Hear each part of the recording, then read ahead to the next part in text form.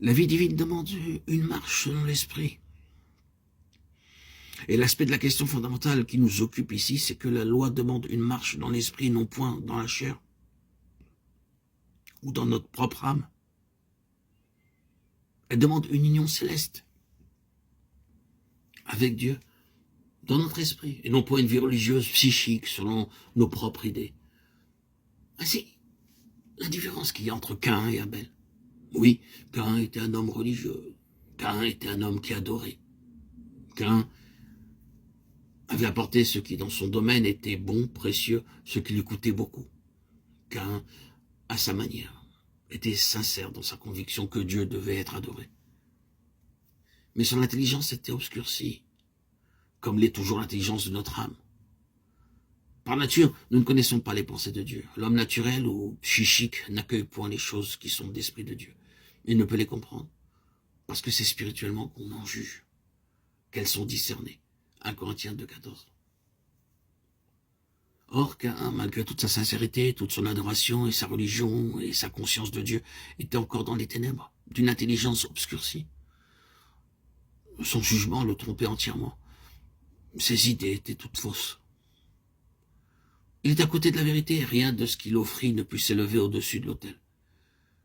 Dieu n'eut pas égard à l'offrande de Caïn. Les Juifs étaient dans la même position et, pour le prouver, les Juifs tuèrent comme Caïn avait tué. Pour le prouver, mettons en question le culte de ceux qui adorent dans leur âme des gens religieux qui ne sont pas spirituels, et nous rencontrerons aussitôt de la colère. Ils ne pourront supporter la pensée d'être confrontés, interrogés ou touchés. Quant à un vrai adorateur, quant à celui qui adore en esprit, en vérité, on pourra lui dire ou lui faire ce que l'on voudra. On ne verra jamais s'éveiller en lui un esprit de meurtre ou de quelque chose de semblable. Comme Abel, il livrera sa vie aux mains même des adorateurs, des gens religieux. C'est la différence que nous trouvons ici entre l'âme et l'esprit.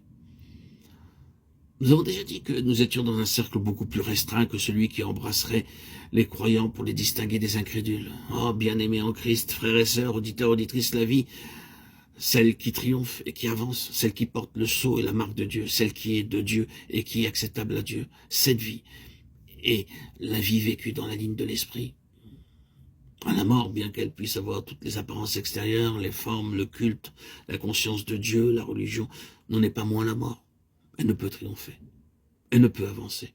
Oh, me direz-vous, vous parlez sûrement dans un domaine très vaste.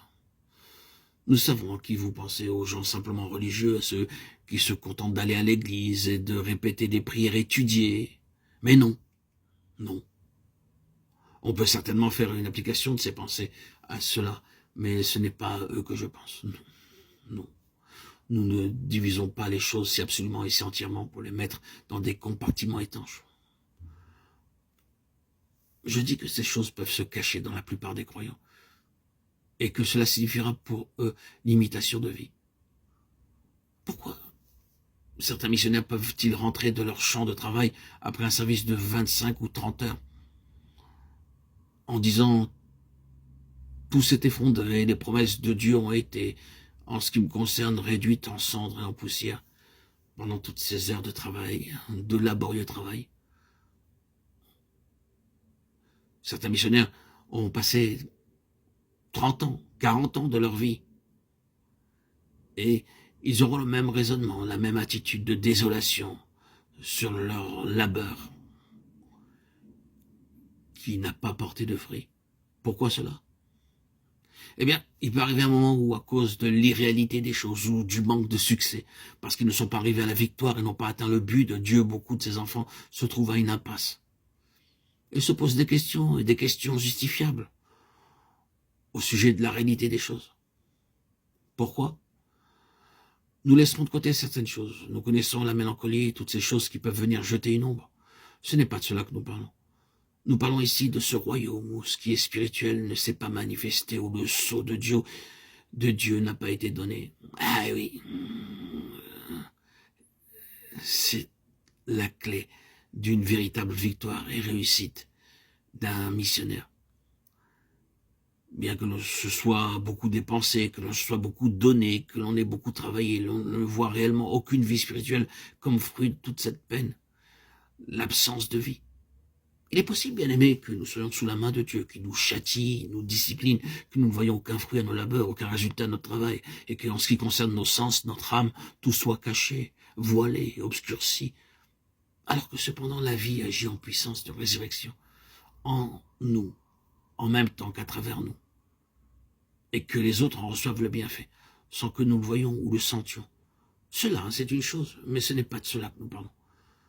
Nous parlons de l'absence de vie, là où les choses sont mortes spirituellement. Quelle en est la raison? La réponse, nous la trouvons en Caïn et Abel.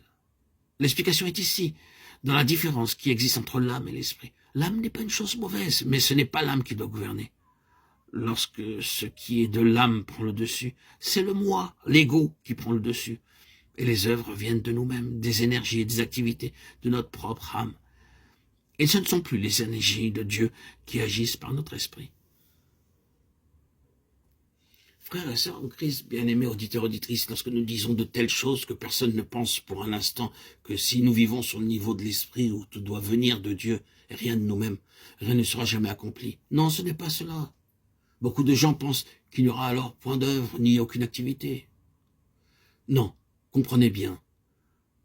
La seule différence se trouvera dans les sortes d'activités. Nous n'agissons pas moins, mais nous agissons autrement. C'est bien différent ici. La fin verra un résultat beaucoup plus précieux que celui de toutes les activités créées pour Dieu par notre moi, notre ego, nos énergies propres. Dans les profondeurs les plus secrètes, tout doit être tourné vers Dieu et non vers notre moi.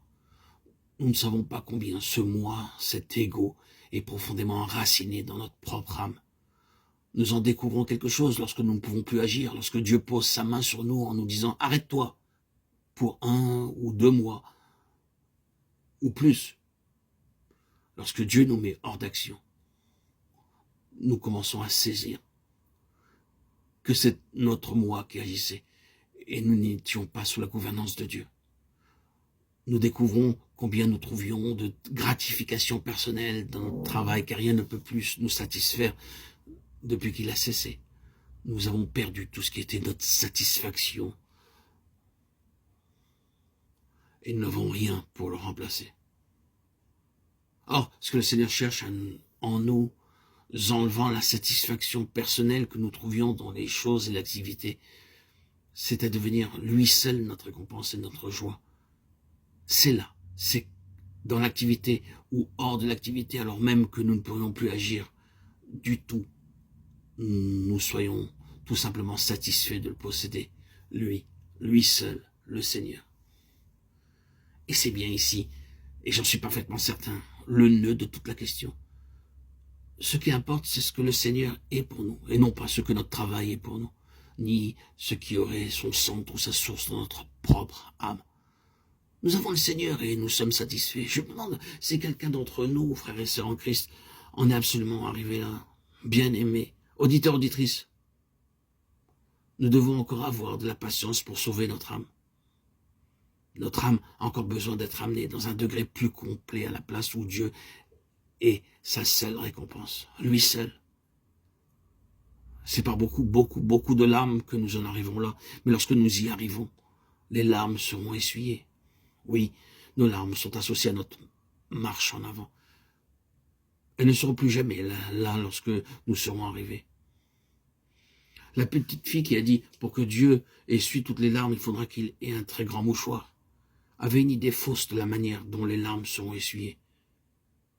Les larmes sont liées à notre avancement et elles sont essuyées simplement en résultat de notre arrivée au but.